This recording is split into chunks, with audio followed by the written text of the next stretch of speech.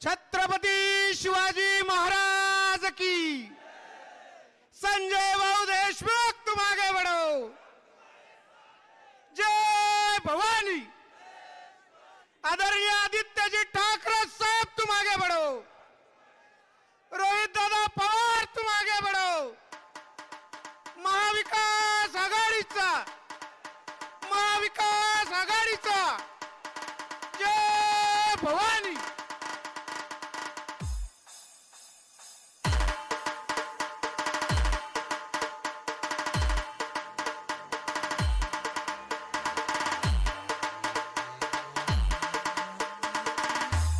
बाकी सर्व मान्यवरांना विनंती आहे की आपापल्या जागेवर स्थानापन्न व्हायचं आहे।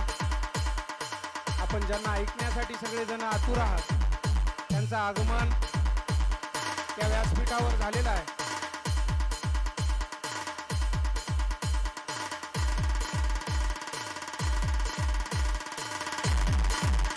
हो, यानंतर मोगे साहेब बोला। साहेब बोला।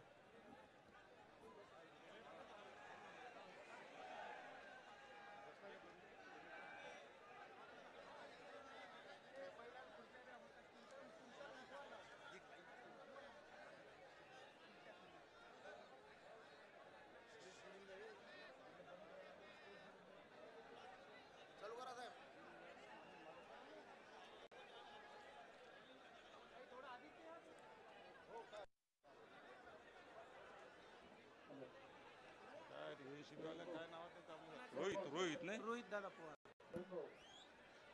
दादा आदित्य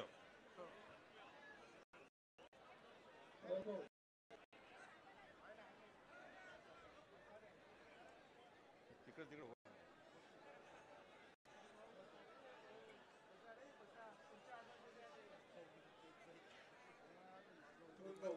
माझं भाषण मी समोर संपवण्यापूर्वी आदरणीय श्री रोहित दादा पवार साहेब त्याचप्रमाणे आदित्य ठाकरे साहेब यांचं मनपूर्वक जिल्ह्याच्या वतीनं त्यांचं मनपूर्वक स्वागत करतो। आणि माझ्या भाषणामध्ये हे 400 खासदार आणतो म्हणतात त्यांना एवढी भीती निर्माण झाली आहे की त्यांनी एकाहून एक गव्हर्नमेंट पाडण्याचा प्रयत्न केलेला आहे। महाराष्ट्रही पाडला आणि झारखंड पाडायला निघाले होते, पण आदिवासी जो मुख्यमंत्री होता मी तुमच्या कॉम्प्रोमाइज करणार नाही आणि काँग्रेस सोबत गव्हर्नमेंट आहे, काँग्रेस सोबत आहे, जेलामध्ये गेला पण मोदीला त्यांनी साथ दिली नाही। 30 केस आप मध्ये आहे, तो आप सुद्धा जेलामध्ये गेला पण त्याच्यासोबत राहिला नाही। अशा प्रकारची भूमिका या देशातील लोकांनी घेतलेली आहे आणि म्हणून हे सरकार पाडण्याचा जे प्रयत्न करत आहे याचा अर्थ त्याचे 400 काय 200 सुद्धा खासदार येत नाही म्हणून ते घाबरून गेलेले आहेत। या दृष्टिकोनातून लोकशाहीला खतम करणारा यापूर्वी अनेक पंतप्रधान झाले। तुम्ही पाहिलं की या यादीमध्ये आपण जर पाहिलं ना तर अनेक लोक चंद्रशेखर पंतप्रधान झाले, त्याच्यानंतर व्हीपी सिंग झाले, वाजपेयी झाले, परंतु असा दुष्टपणा असा हलकटपणा लोकशाहीच्या विरुद्ध त्यांनी कधी काम केलं नाही। लोकशाहीच्या विरुद्ध त्यांनी अधिकृत अशा प्रकारचे गव्हर्नमेंट कधी पाडण्याचा प्रयत्न केला नाही, म्हणून या गव्हर्नमेंटला हटवण्याचं आवश्यक आहे। आणि दुसरी महत्त्वाची गोष्ट अनुसूचित जाती जमाती आणि विमुक्त जाती याचे खाजगीकरण एवढं झालेलं आहे, आता याच्या नोकऱ्या शिल्लक राहिल्या नाही आणि पुढच्या काळात सुद्धा हे जर गव्हर्नमेंट दुर्दैवानं आलं येतं नाही आलं ना तर हे इथे सुद्धा नोकऱ्या सगळ्या संपणार आहे, रिझर्वेशन संपणार आहे। आणि शेवटी एकच मुद्दा मी सांगणार आहे तो म्हणजे असा आहे की आज उद्धव साहेब इतका चांगला मुख्यमंत्री, एक ज्याला कल्चर ज्याला म्हणतो संस्कारवाला मुख्यमंत्री, आम्ही त्याची तुलना वसंतराव नाईकासोबत करतो। इतका सज्जन असा मुख्यमंत्री, त्यांनी कारभार चांगला केला, कोविडच्या काळातही चांगला केला, परंतु त्याच्यासाठी या हलकट जे पैसेवाल्या लोकांनी किंवा खोके देऊन त्यांचे जे हाल केले आहे त्या हालचा बदला आपण महाविकास आघाडीने घेतलाच पाहिजे। अशा प्रकारची भूमिका आपण सर्वांनी घ्यावी अशा प्रकारची मी विनंती करतो। त्याचप्रमाणे शरद पवार हे जे आहे हे देशाचे एक फार मोठं नेतृत्व आहे, महाराष्ट्राचे एक शान आहे, त्यांचे सुद्धा हाल अजित पवार साहेबांनी जे केलेले आहे त्याचा सुद्धा बदला आपल्या तिन्ही आघाडीने आपल्याला घ्यायचा आहे आणि ते आपण घ्यावं अशा प्रकारची विनंती करून संजय देशमुख यांची निशाणी आहे मशाल, जगदगती मशाल, आणि या बीजेपीच्या दुष्ट हलकट राजकारणाला खतम करण्याकरता घालण्यात मतदान करावं एवढे बोलून माझे 2 शब्द समाप्त करतो. जय हिंद, जय महाराष्ट्र.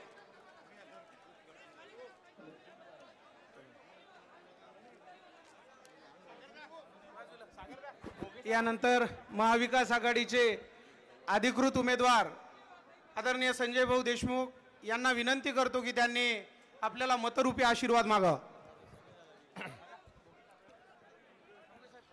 हिंदवी स्वराज्याचे संस्थापक छत्रपती शिवाजी महाराज, भारतीय घटनेचे शिल्पकार महामानव डॉक्टर बाबासाहेब आंबेडकर, क्रांतीसूर्य भगवान बिरसा मुंडा, हिंदू हृदय सम्राट वंदनीय बाळासाहेब ठाकरे, हरित क्रांतीचे प्रणेते यवतमाळ जिल्ह्याचे सुपुत्र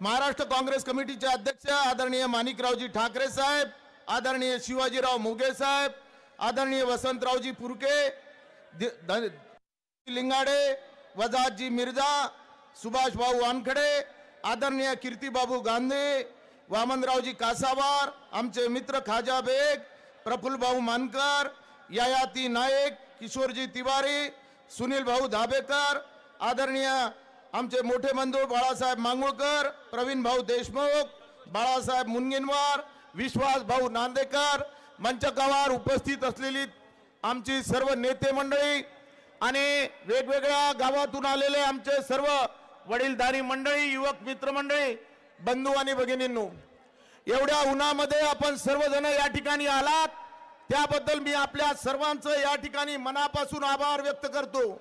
एवढ्या उन्हामध्ये आपण या ठिकाणी या कार्यक्रमासाठी फॉर्म भरण्यासाठी या ठिकाणी आपण आलेले आहात. एवढ्या उन्हाच्या याच्यामध्ये आपल्या शरीरामधून घामाच्या धारा वाहून राहिल्या. मित्र, मी तुम्हाला या शाश्वती देतो की जेवढा तुम्ही माझ्यासाठी घाम गळाल, या यवतमाळ वाशिमचं भाग्य संजय देशमुख पलटवल्याशिवाय राहणार नाही. मित्र, आपल्या सर्वांना माहित आहे हा शेतकऱ्याचा जिल्हा, हे गरीब सामान्य आदिवासीचा जिल्हा, हा गरीब सामान्य बंजारा समाजाचा जिल्हा, हा ओबीसीचा जिल्हा, याच्यामध्ये राहणारे आमचे अल्पभूधारक शेतकरी. परंतु आज आमच्या शेतकऱ्याचे काय हाल आहे. अरे 11,000चा कापूस 7,000वर आला, 6,000चा सोयाबीन 4,000वर आलं. परंतु उद्धव ठाकरे मुख्यमंत्री असताना 11,000 रुपये देण्याचं भाव देण्याचं काम माननीय पक्षप्रमुख उद्धव बाळासाहेब ठाकरे साहेबांनी केलं. आमच्या शेतकऱ्यांना 2 लाख रुपयाची कर्जमाफी एका थंबवर देण्याचं काम त्या ठिकाणी उद्धव साहेबांनी केलेलं आहे. मित्र, हे आघाडी झालेली आहे. माझी आपल्या सर्व बंधूंना विनंती आहे की आपलं हे एक मत या यवतमाळ वाशिमचं भाग्य पलटवणार आहे. हे आपलं एक अमूल्य मत माझ्यावर विश्वास ठेवून, या आघाडीवर विश्वास ठेवून मशाल या चिन्हाचं बटन तुम्हाला दाबायचं आहे आणि निश्चितपणे या भागाचा विकास करण्याच्या संदर्भात मी सदैव तत्पर या ठिकाणी राहणार आहे. मित्र, आपल्याला माहिती बेरोजगाराचे हाल आहे, शेतकऱ्याचे हाल आहे, छोटे छोटे व्यापारी आहे, त्यांना सुद्धा जीएसटी लागू केलेली आहे. व्यापारी सुद्धा संकटात आले आहे, मोठमोठे मॉल निर्माण झालेले आहे. आमचा छोटा व्यापारी सुद्धा या ठिकाणी बर्बाद झालेला आहे. म्हणजे या ठिकाणची जनता कोणी खुश नाही. तरुणांना काम नाही, शेतकऱ्याच्या मालाला भाव नाही, प्रचंड भ्रष्टाचार वाढलेला आहे. अधिकारी आणि पुढाऱ्याची युती झालेली आहे. तुम्ही कुठेही जा, तहसील मध्ये जा भ्रष्टाचार आहे, पोलीस स्टेशन मध्ये जा भ्रष्टाचार आहे, कोणत्याही शासकीय कार्यालयामध्ये जा, पैशाशिवाय काही काम होत नाही. आणि मोदी साहेब सांगत होते की मैं खाऊंगा न खाने दूंगा. अरे हे सटार खाऊन राहिलं तुमचे आमदार खासदार, तुमचे मंत्री एवढे गब्बर झालेले आहे. या गब्बर लोकांना कुठेतरी जागा दाखवण्याची वेळ आलेली आहे. मित्र, आपल्या सर्वांना माहित आहे की डीपी जळाली तर 15-15 दिवस आपल्याला डीपी मिळत नाही. काय आपल्या यवतमाळ जिल्ह्याचे हाल आपल्या सर्वांना माहित आहे की या ठिकाणी हिंदुस्तान लिव्हर लिमिटेड कंपनी होती, ती बंद पडली. ओरिएंट सिंटेक्स कंपनी होती, ती बंद पडली. रेमंडचे 4 युनिट होते, 2च चालू आहे, 2 बंद पडले. अरे तुम्ही सांगितलं होतं की 6 महिन्यात या ठिकाणची पाणी पुरवठ्याची योजना करू. 6 वर्ष झाले अजून पाणी पुरवठ्याची योजना यवतमाळमध्ये झाली नाही. अशा अनेक गोष्टी आहे. 2003 मध्ये नाट्यगृहाचं काम सुरू झालं. 2023 झाले तरी यवतमाळचं नाट्यगृह अजूनही झालेलं नाही. 6 महिन्यात पाण्याची योजना करतो म्हटलं. आज या ठिकाणी 6 वर्ष होत आहे ते सुद्धा होत नाही. या ठिकाणचा यवतमाळ जिल्ह्याचा क्राईम रेट किती वाढलेला आहे. अहो यवतमाळ जिल्ह्यामध्ये या शहरामध्ये सायकलला सायकल जर लागली तर खून होते. एवढा क्राईम रेट या यवतमाळ मध्ये लागलेला आहे. मित्र, या भागाचा मी जर खासदार झालो तर कसे गुंडे बदमाश या ठिकाणी खून करतात याची प्रायश्चित्त मी या ठिकाणी करणार आहे. मित्र, जे अधिकारी या ठिकाणी सत्ताळलेले आहे, जे अधिकारी पैशाच्या भरोशावर आमचं वावर मोजाचं असलं तर पैसे मागतात, त्यांना वळणावर आणण्याचं काम तुमच्या आशीर्वादाने संजय देशमुख केल्याशिवाय राहणार नाही. अरे आमदार खासदार कोणासाठी असले पाहिजे. आमदार खासदार हे सर्वसामान्य जनतेसाठी असले पाहिजे, गरिबासाठी असले पाहिजे, शेतकऱ्यासाठी असले पाहिजे, सामान्यासाठी असले पाहिजे, सर्व जाती धर्माच्या लोकांना घेऊन चालणारा खासदार असला पाहिजे. अरे आमच्या ताई म्हणतात की मी रेल्वे आणली. ताई 10 वर्ष झाले फक्त 30 किलोमीटर रेल्वे आणली आणि अंतर आहे 240 किलोमीटर. म्हणजे अजून 90 वर्ष लागणार आहे रेल्वे याला. ताईचं आपलं एवढं जोरदार काम आहे की अजून फक्त 30 किलोमीटर रेल्वे आली. 240 किलोमीटर अंतर आहे. एका वर्षात फक्त 3 किलोमीटरचं काम झालेलं आहे. या ठिकाणचे उद्योग मोदी साहेबांनी सर्व गुजरातमध्ये नेले. सर्वसामान्याला या ठिकाणी दिलासा नाही.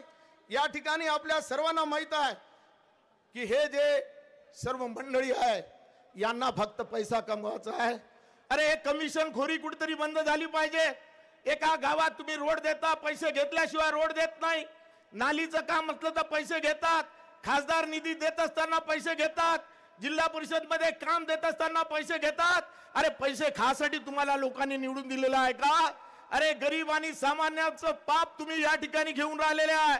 अरे गरीब आणि सामान्य माणसाला मदत केली पाहिजे, गावाचा विकास झाला पाहिजे, सर्वसामान्य जनतेला आपला खासदार म्हणून वाटलं पाहिजे.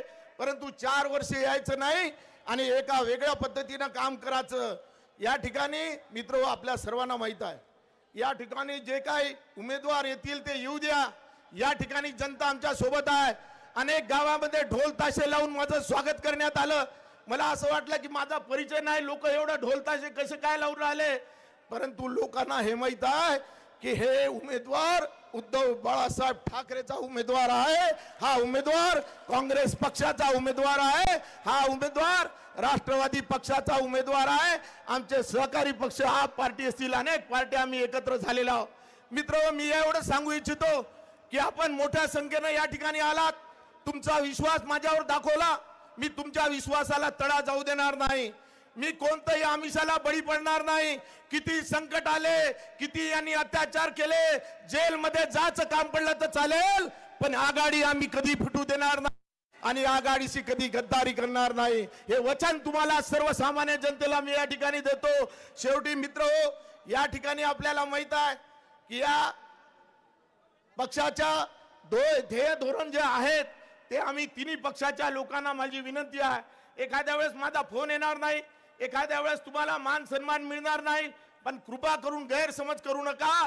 ही लढाई संजय देशमुखची नाही, ही लढाई आपल्या सर्वांची आहे. म्हणून सर्वजण या ठिकाणी उमेदवार समजून या ठिकाणी सहकार्य करावं आणि आपले हे दोन्ही उमेदवार जे पुढे येणार आहे, आता बाई येते का बुवा येते हे तुम्हाला माहित आहे.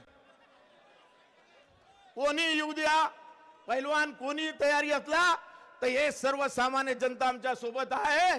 आता आम्हाला काळजी राहिली नाही. आपला आशीर्वाद, आपलं सहकार्य असं राहू द्या. मी निश्चितपणे विकासाची गंगा यवतमाळ वाशिम मध्ये आणल्याशिवाय राहणार नाही अशी खात्री देतो आणि माझे 2 शब्द संपवतो. जय हिंद, जय महाराष्ट्र.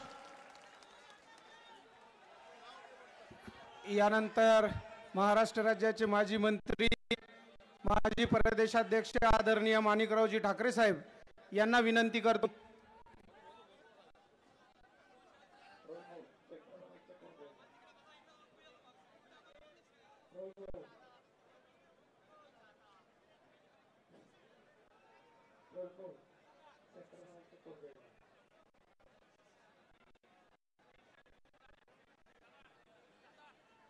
हॅलो हॅलो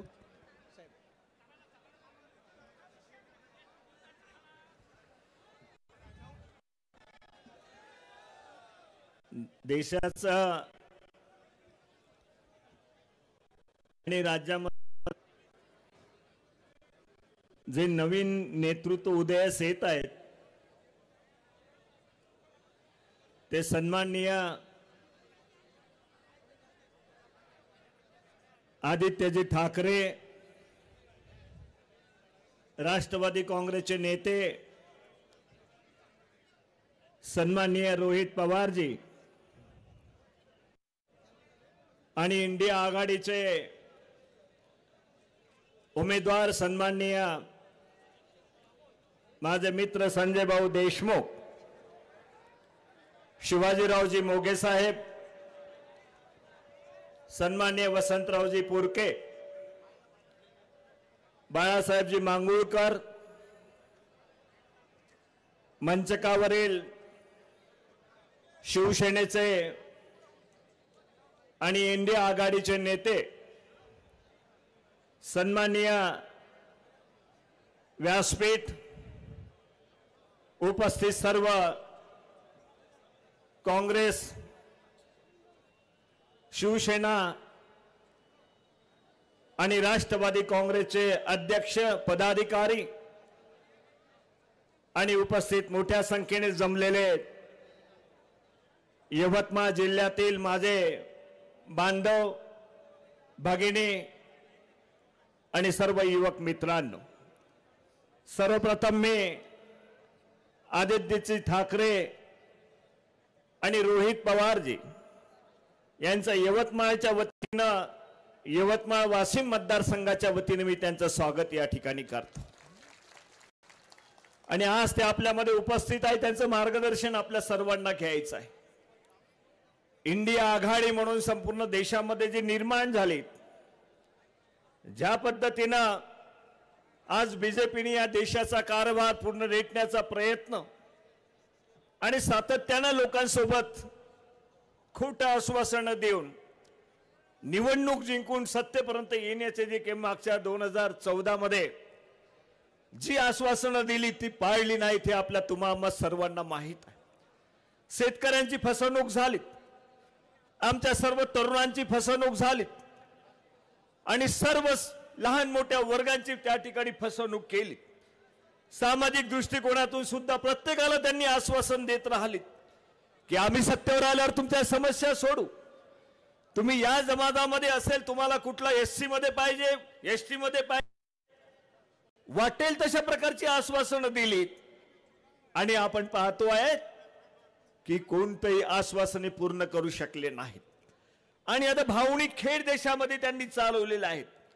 धर्माच्या नावाखाली कुठेतरी मस्जिद, मंदिर अशा प्रकारचा त्या ठिकाणी प्रयोग करून आपण आता परत सत्तेमध्ये आलो पाहिजे अशा प्रकारचा त्यांनी प्रयत्न चालवलात.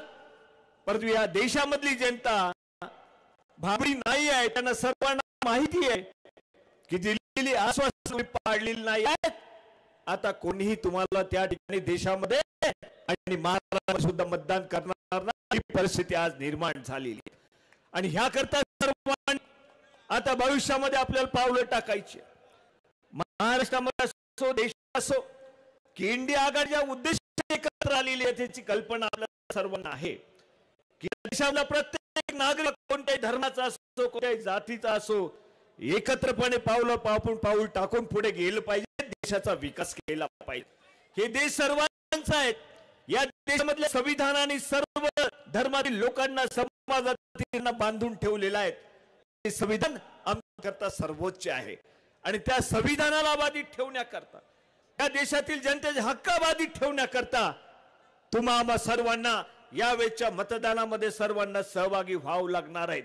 आणि या ठिकाणी आज यवतमाळ जिल्ह्यामध्ये आदित्यजींना मी सांगू इच्छितो, सातत्यानं काँग्रेस पक्षाचा हा जिल्हा सुरुवातीच्या काळापासून आपण पाहिलं असेल की विदर्भामध्ये सुद्धा ज्या वेळेला इंदिराजी गांधी आल्या, ज्या वेळेला हारल्या होत्या, त्यावेळी विदर्भातूनच त्यांनी सुरुवात केली होती आणि प्रचंड मताधिक्याने सर्व ठिकाणच्या जागा देशामध्ये सुद्धा आल्या होत्या.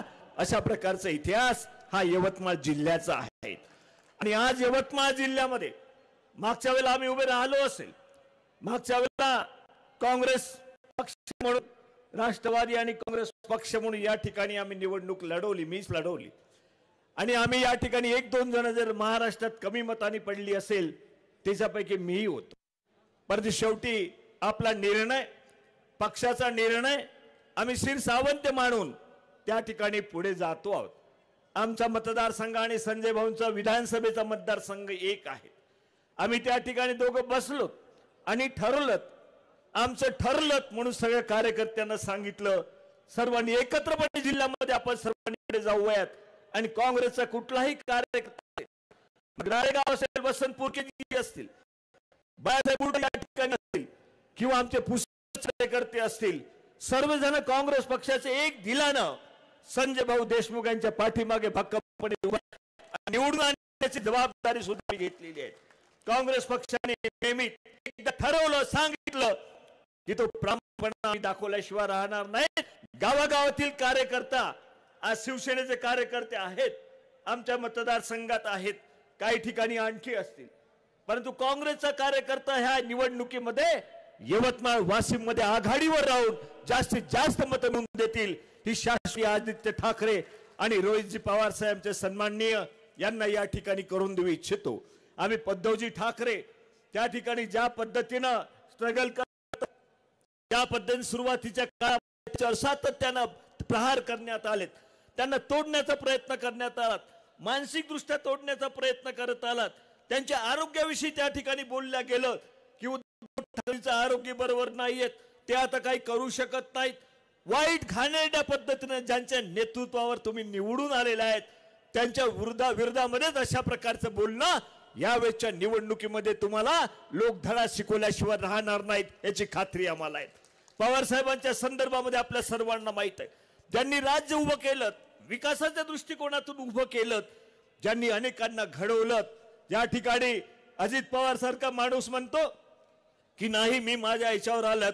ज्या वेळेला पवार साहेब सुरुवातीला मी 85ला त्या ठिकाणी आमदार म्हणून गेलो, मंत्री म्हणून पवार साहेबांच्या खात्यामध्ये गृहमंत्री राज्यमंत्रीपद माझ्याकडे होतं. त्यावेळेला पवार साहेबांनी मला विचारलं की अजित पवार कसा वागतो. मी त्याच वेळेला पवार साहेबांना सांगितलं होतं अजित पवारांचं बोलणं वागणं सिनियर माणसाची बरोबर नाही आहेत. पवार साहेब तुम्ही सांगितलं पाहिजे. आणि आज आपल्या सर्वांना हे चित्र दिसून येत आहेत. कारण सुरुवातीपासून वागणीक तशी, कुणाला तू सट बोलणं, कोणी त्या ठिकाणी सिनियर माणूस असेल त्यांची इज्जत नाही ठेवणं, आणि कुठे आम्ही पैशाच्या भरोशावर काही करू शकतो अशा आविर्भावात त्या ठिकाणी राजकारण करणं, हे शेवटी त्याचा परिणाम आज दिसून आला आहे की अशा प्रकारची लोक ज्या वेळेला वाढतात त्यावेळेला राज्य आपलंच नाहीत, सर्व राज्याचं आणि देशाचं सुद्धा नुकसान होतं. परंतु आज जनता समजून चुकली आहेत. पवार साहेबांच्या पाठीमागे आहेत, उद्धव ठाकरेजी यांच्या पाठीमागे आहेत, राहुलजी गांधी यांच्या पाठीमागे आहेत, ज्यांनी 6000 किलोमीटरची यात्रा अलीकडे काढली.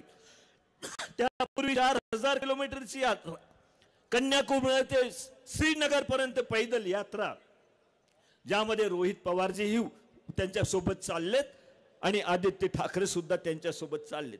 मी सुद्धा 400 किलोमीटर आम्ही पायी त्यांच्या सोबत चाललो. त्यांचा एकच दृष्टिकोन जो विचार आहे तो या देशामधलं संविधान, त्या संविधानाला बाजूला करून एक पाऊल सुद्धा या देशामध्ये राजकीय आणि प्रशासकीय दृष्ट्या पडता कामा नयेत. ही जी भूमिका त्या ठिकाणी राहुलजी गांधी यांनी मांडलेली आहे ते सर्वांच्यासाठी सर्वोच्च आहेत. आमचे नेते खारगे साहेब जे अध्यक्ष आहेत ऑल इंडियाचे, त्यांचं एकच सांगणं आहे की इंडिया आघाडीला आपण ज्या ज्या ठिकाणी असेल भरघोस मतांनी त्या ठिकाणी निवडून दिलं पाहिजे उमेदवारांना. आणि तशाच प्रकारची भूमिका आमच्या नेत्या सोनियाजी गांधी यांची आहे, तीच भूमिका राहुलजी गांधी यांची आहे, तीच भूमिका अध्यक्ष खारगे साहेबांची आहेत. म्हणून त्यांच्या म्हणण्याला आपण सर्वांनी साथ दिली पाहिजे. आणि या ठिकाणी संजय भाऊ देशमुख विदर्भामध्ये आणि महाराष्ट्रामध्ये सुद्धा सर्वात जास्त मताने निवडून आणण्याची जबाबदारी आपली आहे आणि ते निवडून आल्याशिवाय आपण राहणार नाहीत अशा प्रकारचा विश्वास या ठिकाणी आदित्यजी ठाकरे यांना देतो, रोहितजी यांना या ठिकाणी अशा प्रकारचा विश्वास देतो. आणि ह्या निमित्ताचे माझे 2 शब्द संपवितो. धन्यवाद. जय हिंद, जय महाराष्ट्र. यानंतर मी आदित्यजी ठाकरे साहेबांना विनंती करतो की की ॲडव्होकेट वीरेंद्र राजे आणि सतीश चव्हाट यांना शिवसेनेत प्रवेश द्यावा. जय भवानी.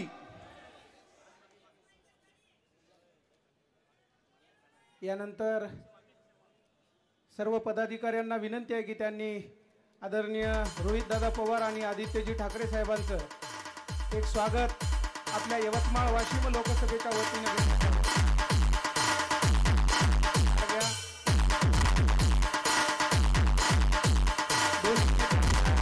स्वागत घ्या. महाविकास आघाडीचा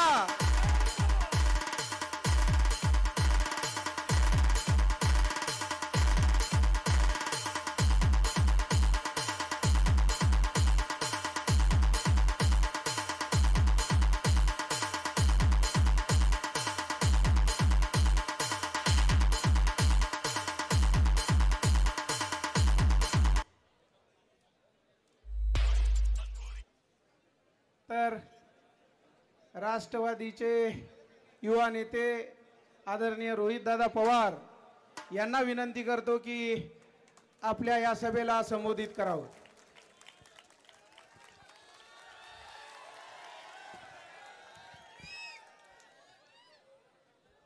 यवतमाळ वाशिम लोकसभा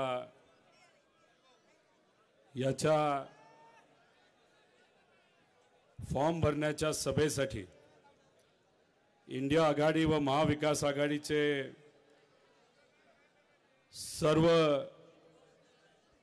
पदाधिकाऱ्यांच्या उपस्थितीमध्ये तुमच्या सर्वांचे भावी खासदार संजयजी देशमुख यांच्या सभेसाठी इथं उपस्थित असणारे माझे मित्र आदित्यजी ठाकरे ज्यांनी आपल्या सर्वांना मार्गदर्शन केलं असे माणिकरावजी ठाकरे साहेब, तसंच इथं उपस्थित असणारे शिवाजीरावजी मोघे, वसंतरावजी पुरके, उपस्थित असणारे मिर्झा साहेब, तसंच धीरजजी लिंगाडे साहेब, सुनीलजी भुसारा, तसंच बेग साहेब, अमितजी झनक, चतुर्वेदी साहेब, उपस्थित असणारे माजी आमदार कासवार साहेब, उपस्थित असणारे ययाती नाईक भाऊ, सुनीलजी दाभेकर, राजेंद्र भाऊ गायकवाड, वर्षाताई निकम, किशोरजी इंगळे, प्रफुल्ल भाऊ, तसंच प्रवीणजी देशमुख, राहुलजी ठाकरे, रविकांतजी वरपे, बाळासाहेबजी मंगळूरकर, संतोषी ढवळे, उपस्थित असणारे उद्धव ठाकरे साहेबांच्या मार्गदर्शनाखाली चालणारी ओरिजिनल शिवसेना, त्याचे सर्व पदाधिकारी कार्यकर्ते, आदरणीय पवार साहेबांच्या मार्गदर्शनाखाली चालणारी ओरिजिनल राष्ट्रवादीचे सर्व पदाधिकारी कार्यकर्ते, काँग्रेसचे सर्व पदाधिकारी कार्यकर्ते, आप, तसंच CPIM, Republican Party of India, Khobragade गट व तसंच सर्वच घटक पक्षाचे पदाधिकारी कार्यकर्ते, पत्रकार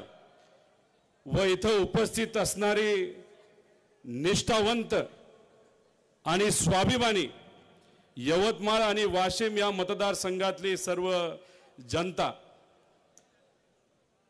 मी काही घोषणा देतो.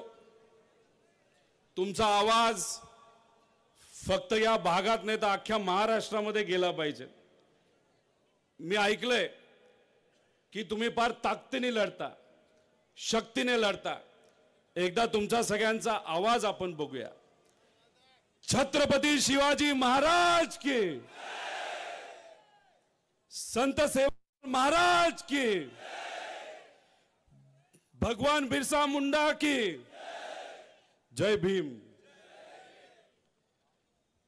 संजयजी, खरं तर असं म्हणलं जातं यवतमाळ आणि वाशिमच्या लोकांनी ठरवलं तर ते होतच. आणि इथं असणाऱ्या लोकांच्या चेहऱ्याकडे बघितल्यानंतर आणि वातावरण बघितल्यानंतर तुम्ही आजच खासदार झाला असं माझ्यासारख्याला त्याकडे वाटतं. खरं तर आपण जेव्हा फॉर्म भरायला जातो, एखाद्या फॉर्म भरण्याची सभा जेव्हा घेतो, तेव्हा आपल्या विरोधात असणारा जो पक्ष आहे त्यांचा उमेदवार सुद्धा जाहीर झालेला असतो. इथं काय परिस्थिती आहे? काय परिस्थिती इथं आहे का त्यांच्याकडे उमेदवार? का माहिती? तुम्हाला घाबरले ते तुम्हाला, कारण का हे इलेक्शन तुम्ही सगळ्यांनी हातामध्ये घेतलेलं आहे. अरे निष्ठाला काय किंमत असते का नसते? तुम्ही जर बघितलं तर संत सेवालाल महाराजांची भूमिका काय होती? त्यांनी सामान्य लोकांना विश्वासात घेतलं, निष्ठेसाठी लढले, लोकांसाठी लढले. असं म्हणलं जातं त्यांच्याकडे 900 प्रामाणिक आणि निष्ठावंत मावळे होते. पण एवढी कमी संख्या असताना सुद्धा त्यांनी ब्रिटिश सारख्या बलाढ्य शक्तीला हरवलं. हा इतिहास या भागामध्ये आपल्या सर्वांना माहिती आहे. छत्रपती शिवाजी महाराजांनी 12 बलुतेदार आणि 18 पगड जातीच्या सर्व लोकांना एकत्रित केलं आणि अख्ख्या जगाला दाखवून दिलं की स्वराज्य काय असतं. आणि हे जे महान व्यक्ती होऊन गेले, त्यांची एक खासियत आहे, त्यांचं असणारं लोकांवरचं प्रेम, निष्ठा, आणि एक सगळ्यात महत्वाची गोष्ट म्हणजे हे कधीही दिल्ली समोर झुकले. या भागामध्ये काय परिस्थिती आहे? महायुतीतले सर्व आमदार आणि खासदार काय केलं? त्यांनी विचार सोडला, तुम्हाला सोडलं, निष्ठा सोडली आणि काय केलं? पळून गेले आणि दिल्ली समोर झुकले. तिकीट मिळावं यासाठी दिल्लीच्या फेरा करता. अहो, महामानवांनी आम्हाला शिकवलं दिल्ली समोर झुकायचं नाही.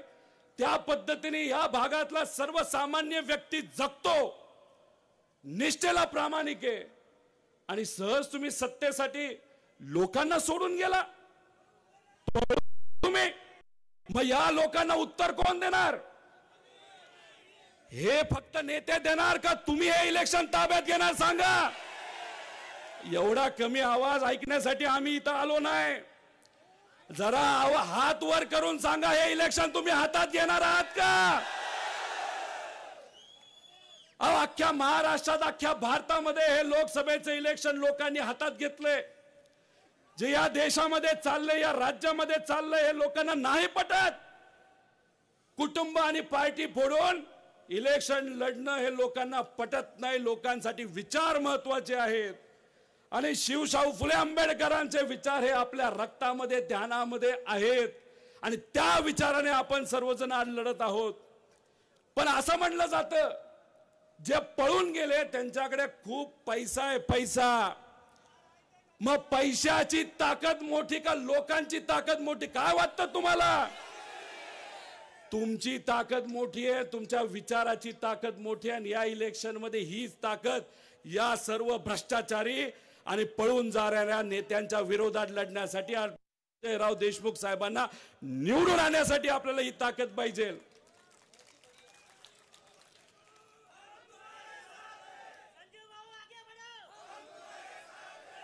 ही भूमी आदरणीय वसंतराव नाईकांची भूमी. जेव्हा त्यांच्याकडे पद होतं तेव्हा त्यांनी शपथ घेतली होती. काय शपथ घेतली होती? की कष्ट करण्यासाठी मी लढणार, त्यांचं उत्पन्न वाढवण्यासाठी मी लढणार, शेतकऱ्याच्या ज्या कुठल्या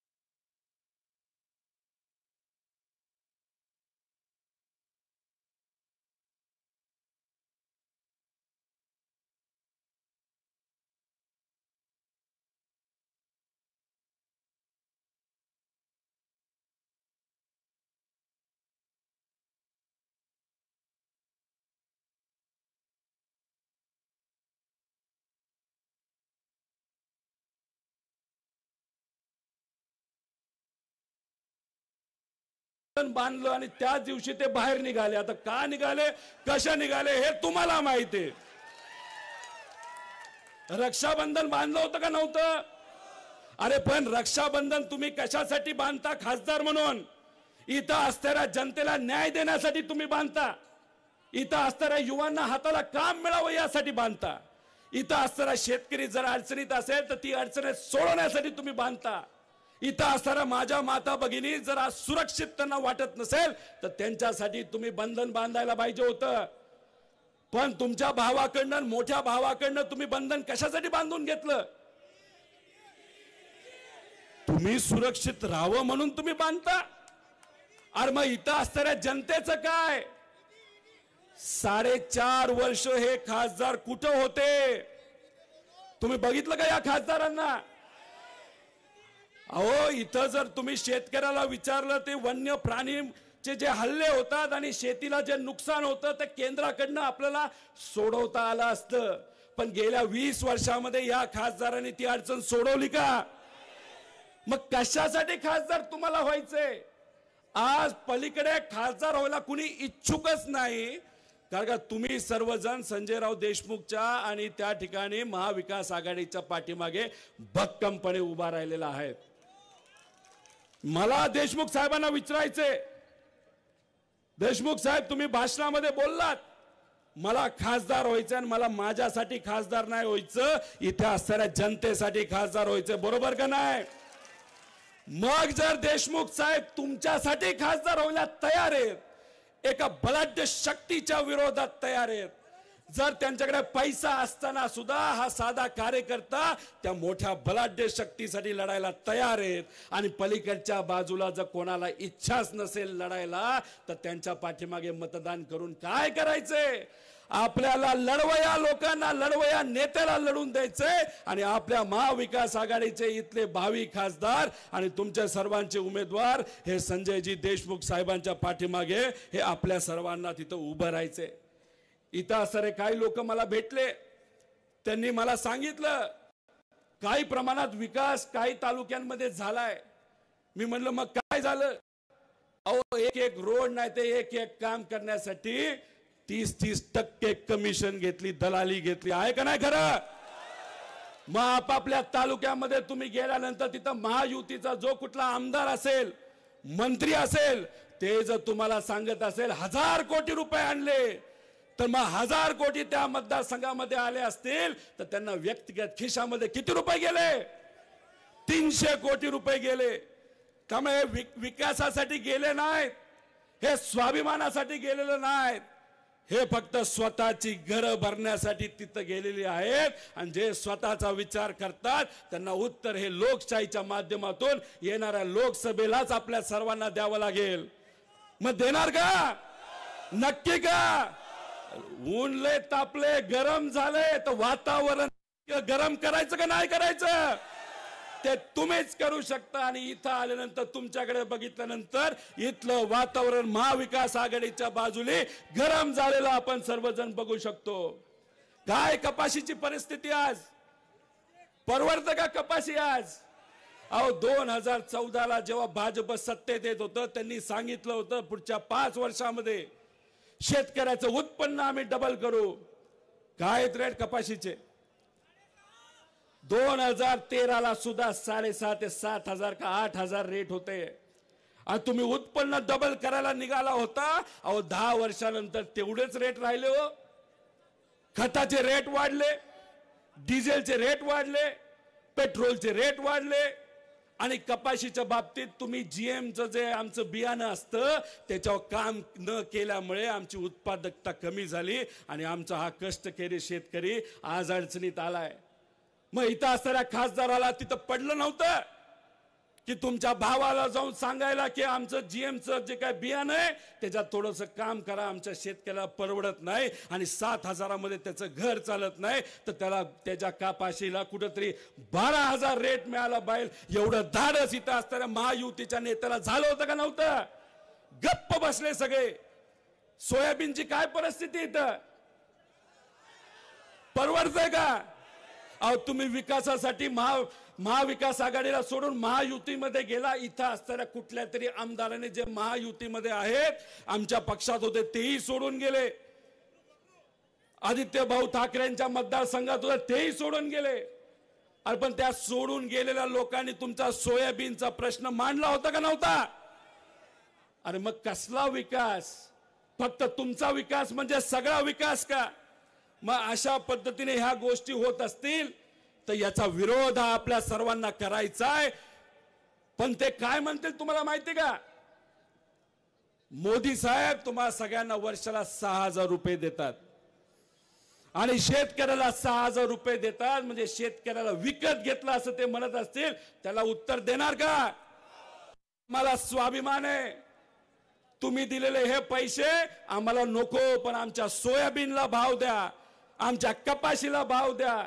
जर आमच्या सोयाबीनला आणि कपाशीला 4-5 रुपये जर जास्त किलोला मिळाले तर कदाचित आमच्या हातामध्ये 1.5 लाख रुपये जास्त येतील. पण त्याच्याकडे तुम्ही दुर्लक्ष करता आणि 6,000च्या गप्पा तिथं घेता आणि आमच्या मतं विकत घेता.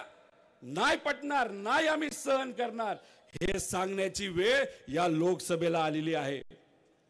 अहो गेल्या वेळेस लोकसभेला काही इतर पक्षाचे नेते उभे होते, पण मी सर्वांना सांगतो 2024 ला होणार नाही. पण चुकून जर भाजप सत्तेत आलं तर संविधान आणि लोकशाही या देशामध्ये राहणार नाही. मग एखादा तिसरा पक्ष इथं उभा राहिला आणि मत विभाजन करण्याचा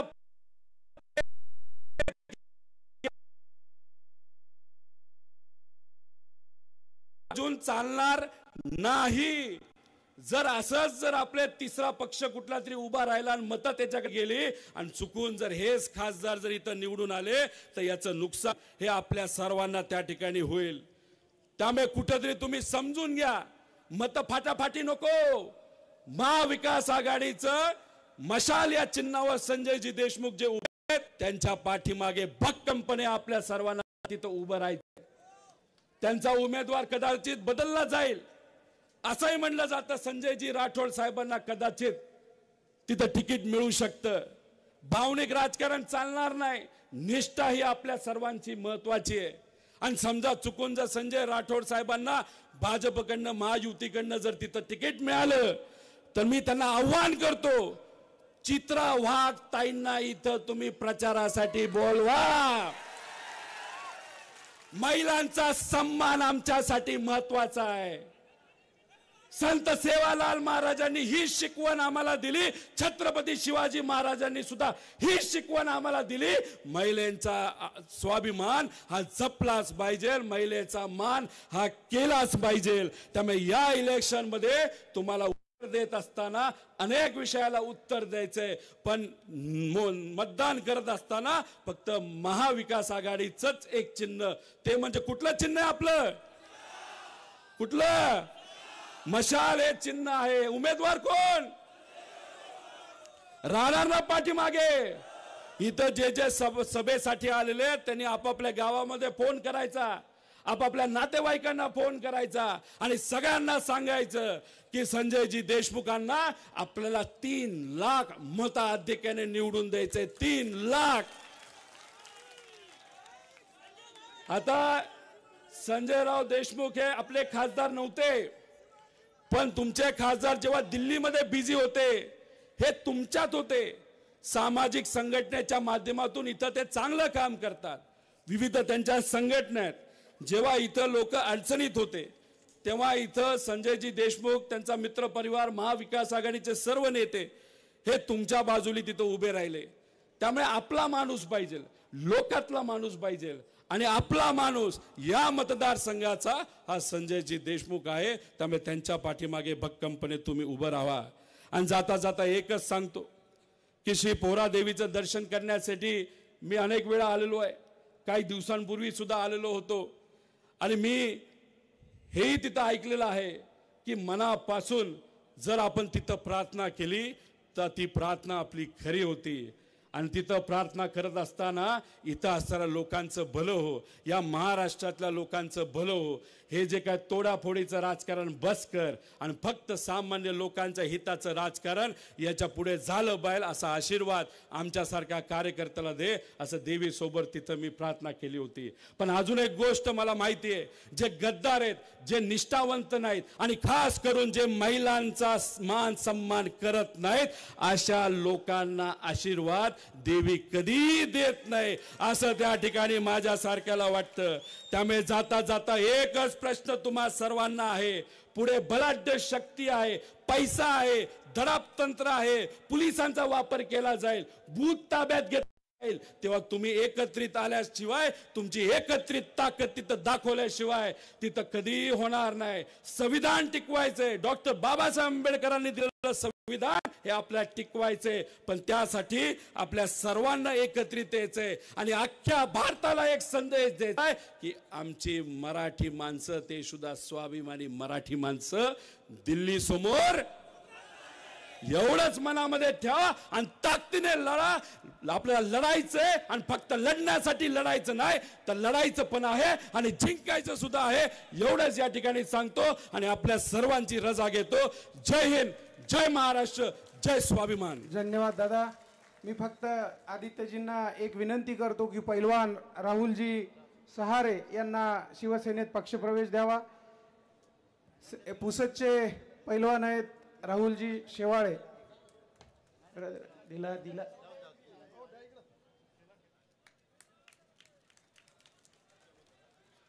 यानंतर ज्यांना ऐकण्यासाठी आपण सगळेजण आतुर आहात, शिवसेनेचे नेते, युवासेना प्रमुख आदरणीय आदित्यजी ठाकरे साहेब. कोण आला रे, कोण आला?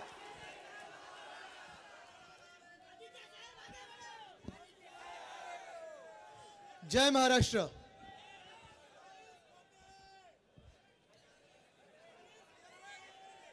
जेवलात का सगळे?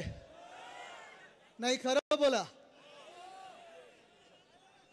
तुमची माफी मागतो मी सर्वप्रथम, कारण मला माहिती आहे ऊन आहे, उष्णता वाढत चाललेली आहे, अनेक लोक वेगळ्या वेगळ्या गावातून आलेले आहात आणि जेवलेही नाही आहात. तरी देखील हे सगळं वातावरण पाहून आज पक्का झालेलं आहे की यवतमाळ वाशिम आपण जिंकणार म्हणजे जिंकणारच. कारण तुम्ही कोणी भाड्याने आलेलं नाही आहात, खेचून आणलेलं नाहीये. जसं घटनाबाह्य मुख्यमंत्र्यांच्या सभेमध्ये आणतात, मग जेव्हा कळटारे मुख्यमंत्री बोलण्यात पळायला लागतात बाहेर, तसं कोणी पळणार नाहीये.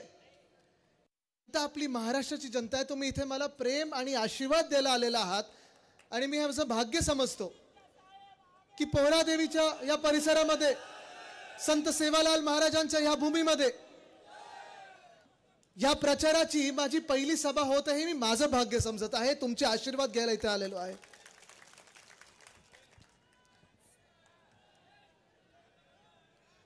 थोडं बसून घ्या, थोडं बसून घ्या. बसतील बसतील, सगळे बसतील. आपल्याला गद्दारांना बसवायचं, हे उभे राहिले तरी चालतील. आज देशात वातावरण बदलत आहे, परिवर्तनाचे वारे व्हायला लागलेले आहेत आणि मला ही खात्री पटलेली आहे, गेले 2-2.5 वर्ष जे काही मी महाराष्ट्रात पाहत आहे, प्रत्येक कानाकोपऱ्यात पाहत आहे, महाराष्ट्राच्या प्रत्येक जिल्ह्यात जे पाहत आहे की जो बदल घडणार आहे, तो बदल घडवण्यामध्ये सगळ्यात अग्रेसर राज्य जे राहील तो आपला महाराष्ट्र राहील. का आपला स्वाभिमानी महाराष्ट्र आहे आणि महाराष्ट्र कधी अन्याय सहन करत नाही. मी प्रेसच्या काही लोकांना विनंती करेन की आपण कॅमेरा सेट करून थोडं बसून जा, म्हणजे मागे पण लोकांना दिसू शकेल. मोबाईल फोनवाल्यांना विनंती आहे, जरा बसून घ्या प्लीज. दिसतोय का आता मी? ठीक आहे, बसून घ्या, बसून घ्या. माझा आवाज येतो ना सगळीकडे? ठीक आहे. परवाकडेच आम्ही आपल्या इंडिया आघाडीची दिल्लीत सभा होती आणि दिल्लीतली ही काही प्रचाराची सभा नव्हती, निवडणुकीची सभा नव्हती, पण तिथे सुनीता केजरीवाल ताई असतील किंवा कल्पना सोरेन ताई असतील, या दोघी आपल्या ज्या बहिणी आहेत, अरविंद केजरीवालजींच्या धर्मपत्नी आणि हेमंत सोरेनजींच्या धर्मपत्नी, यांना ताकद देण्यासाठी सभा होती. कारण त्या दोघी एका महाशक्ती विरुद्ध लढत आहेत, जी महाशक्ती आता तानाशाही होत चाललेली आहे. दिल्लीतलं जे वातावरण पाहिलं मी तुम्हाला आज सांगतो, मी इकडे उभा राहून तुम्हाला दावा करून सांगतोय, खात्रीने सांगतोय की दिल्लीतल्या 7च्या 7 जागा काँग्रेस आणि आम आदमी पक्ष जिंकणार म्हणजे जिंकणारच.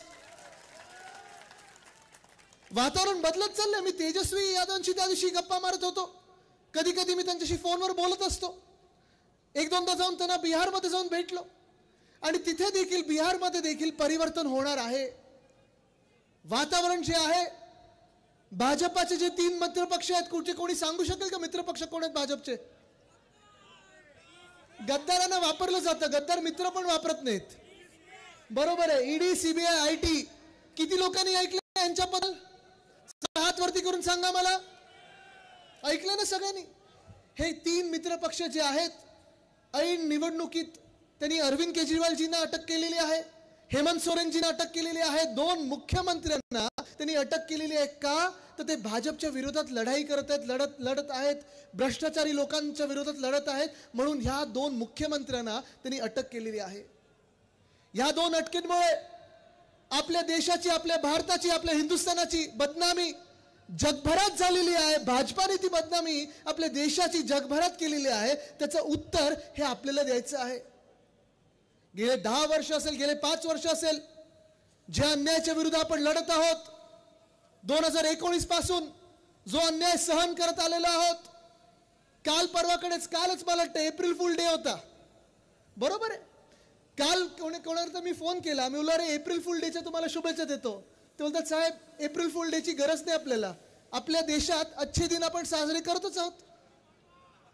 गेले 5 वर्ष असेल, गेले 10 वर्ष असेल, एकामागोमाग एक जुमल्यांबद्दल आपण ऐकत राहिलो. आपण शिवसेना म्हणून पण त्यांना बळी पडलो होतो. 25 वर्ष त्यांचे मित्रपक्ष म्हणून त्यांच्या सोबत राहिलो. जेव्हा त्यांच्यासोबत कोणीही नव्हतं, जेव्हा भाजपसोबत कोणीही नव्हतं, तेव्हा आपण शिवसेना म्हणून त्यांच्या सोबत उभं राहिलो, त्यांच्या कठीण काळात उभे राहिलो.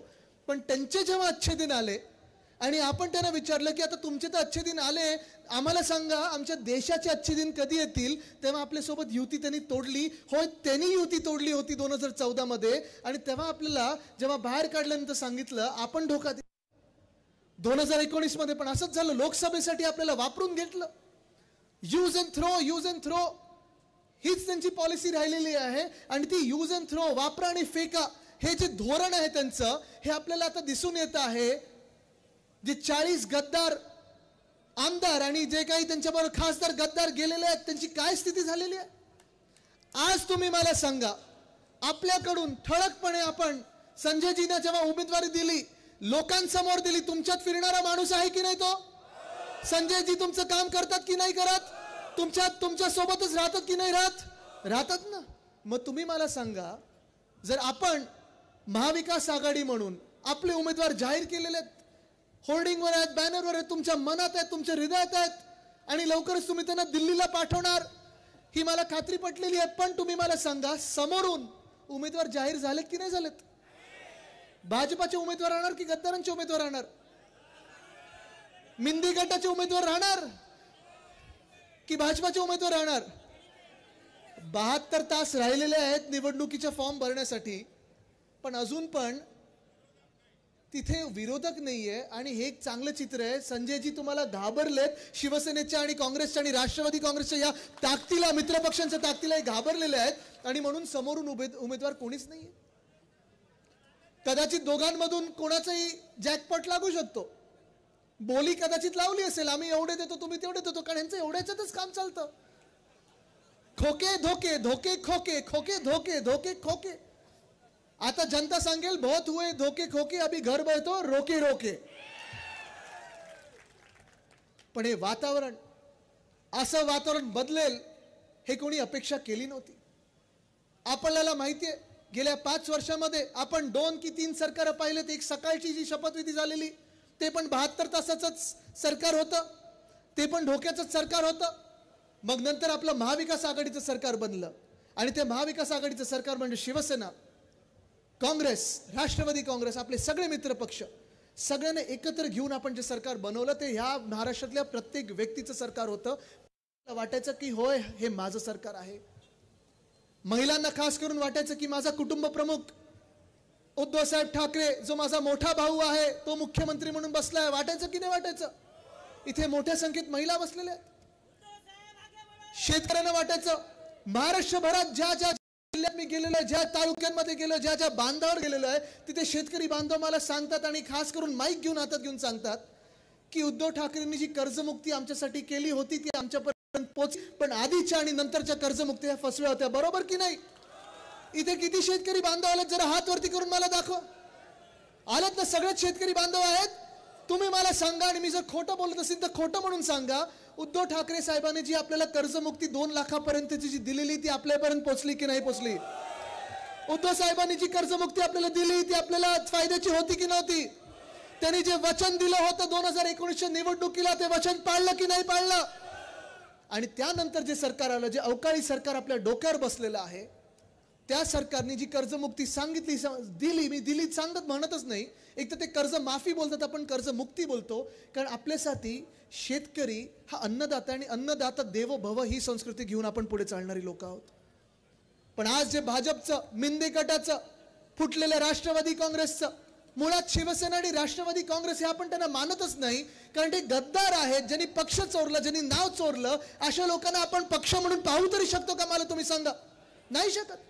पण 2022 ते 2024 पर्यंत, आतापर्यंत आपल्या राज्यामध्ये जेव्हा जेव्हा या शेतकरी बांधावर संकट आलेलं आहे, मग गारपिटाचं असेल, कधी अवकाळी पावसाचं असेल, कधी वादळी वाऱ्यांचं असेल, कधी सततच्या लागलेल्या पावसाचं असेल, मला तुम्ही सांगा, आश्वासनाच्या पुढे एक तरी रुपया तुमच्या खात्यात आलाय का? पंचनामे कदाचित झाले असतील, सरकारी यंत्रणेने त्यांचं काम केलं असेल, पण त्या पंचनाम्याच्या पुढे तुम्हाला हातात मदत कधी आली आहे का? कर्जमुक्ती बॅनरवर आली असेल, होर्डिंगवर लागली असेल, 25 फुटाचे बॅनर लागले असतील, पण त्यानंतर त्या बॅनरचं परिवर्तन, त्या बॅनरचं कन्व्हर्जन तुमच्या खात्यात झालंय का? नाही झालंय. आणि मग जे वातावरण आपण पाहत आहोत, एका बाजूला आपलं महाविकास आघाडीचं सरकार होतं, उद्धव साहेब मुख्यमंत्री होते, आणि त्या महाविकास आघाडीच्या सरकारमध्ये देखील कोविडच्या काळात पण आपण जेव्हा जेव्हा कुठच्याही जिल्ह्यात कधी अवकाळी पाऊस झाली असेल, गारपीट झाली असेल, कुठच्याही शेतकऱ्यांनी उद्धव साहेबांना व्हॉट्सअप किंवा SMS जरी केला असेल, तातडीने मदत आपण त्या जिल्ह्यात द्यायचो. आपली सगळी यंत्रणा सरकारी कामाला लावायचो, कारण हे सरकार जे असतं हे लोकांचं सरकार असतं, जनतेचं सरकार असतं, आपल्या शेतकऱ्यांचं सरकार असतं. पण आज दुर्दैव असं झालेलं आपल्या राज्यामध्ये, आपल्या महाराष्ट्रामध्ये, की जिथे जिथे मी शेतकऱ्यांना विचारतो, आज पण इथे सगळ्या शेतकऱ्यांना विचारत आहे मी, तुम्हाला वाटतं का की तुमच्या पुढची पिढी, म्हणजे माझ्या वयाची तुमची जी मुलं असतील, मुली असतील, त्यांनी शेतकरी व्हायला पाहिजे असं वाटतं का तुम्हाला? वाटतं का? कोणाला वाटत असेल तर हात वरती करा, सांगा मला. का नाही वाटत तो सांगा जरा मला. कोणी सांगू शकेल? सांगा दादा. शेतमालाला भाव नाही.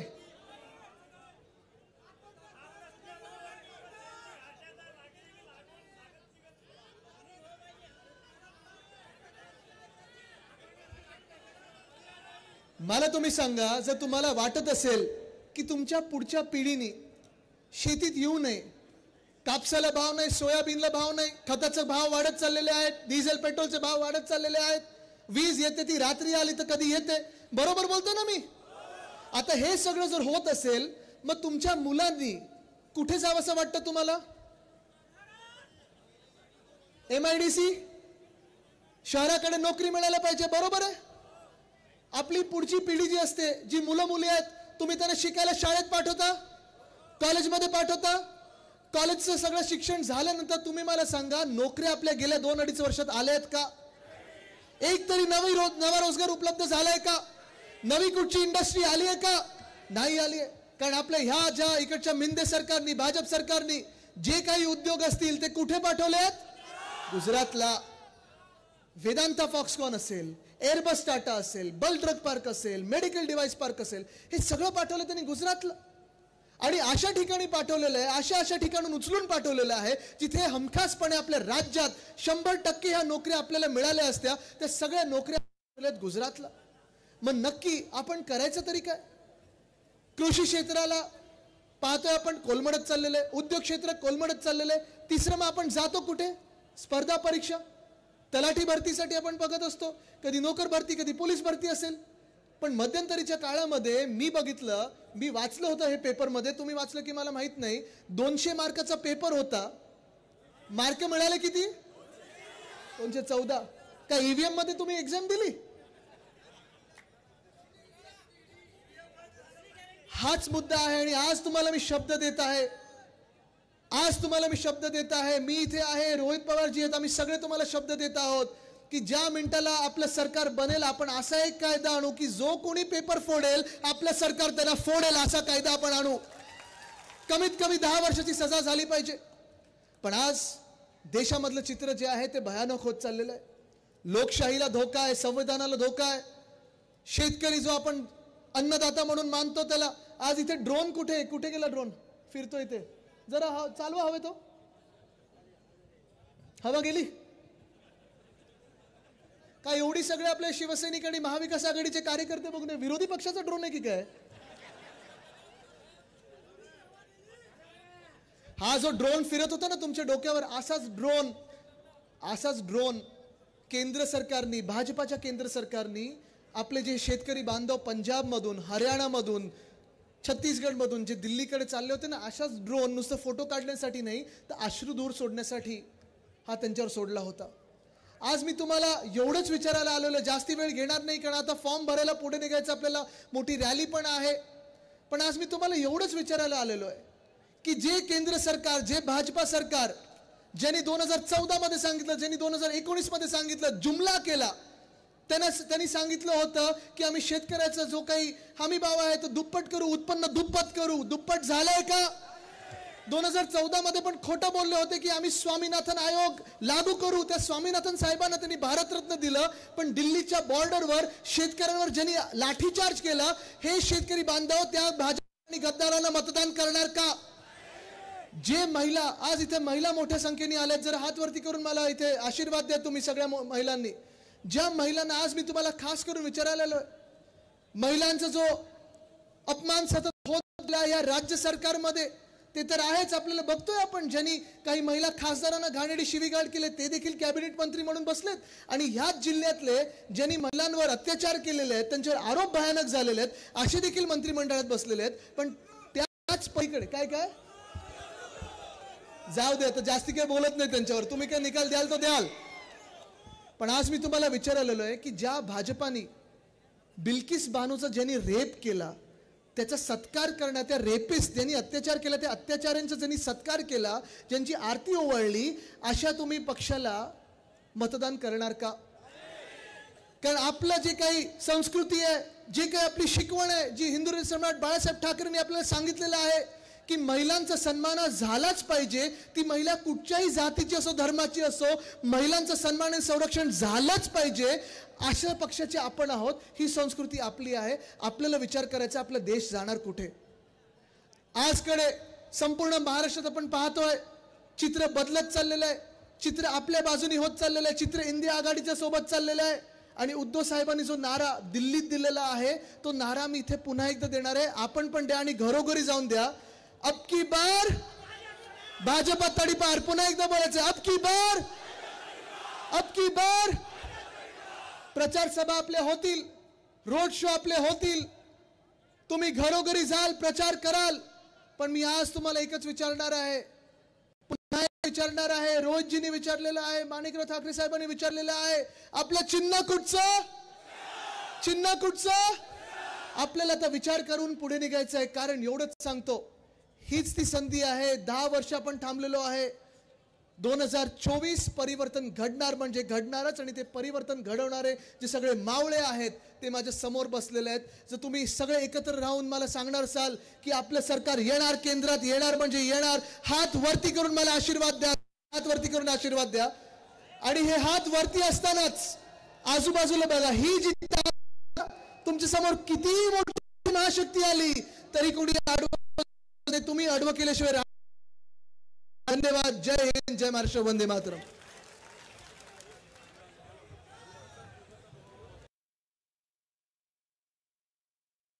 सगळ्यांना रॅली मध्ये जायचं आहे आणि उमेदवारी अर्ज आदरणीय संजय भाऊ देशमुखांचा भरायसाठी निघायचा आहे. आपल्या सर्वांना विनंती आहे, जेवढे वाद्य आहेत आपले, कृपया आदित्य साहेबांच्या सूचनेवरून पुन्हा सर्वांना सांगतो की रॅली ही कॅन्सल केलेली आहे. रॅली ही कॅन्सल केलेली आहे. इथे सभा विसर्जित होत आहे.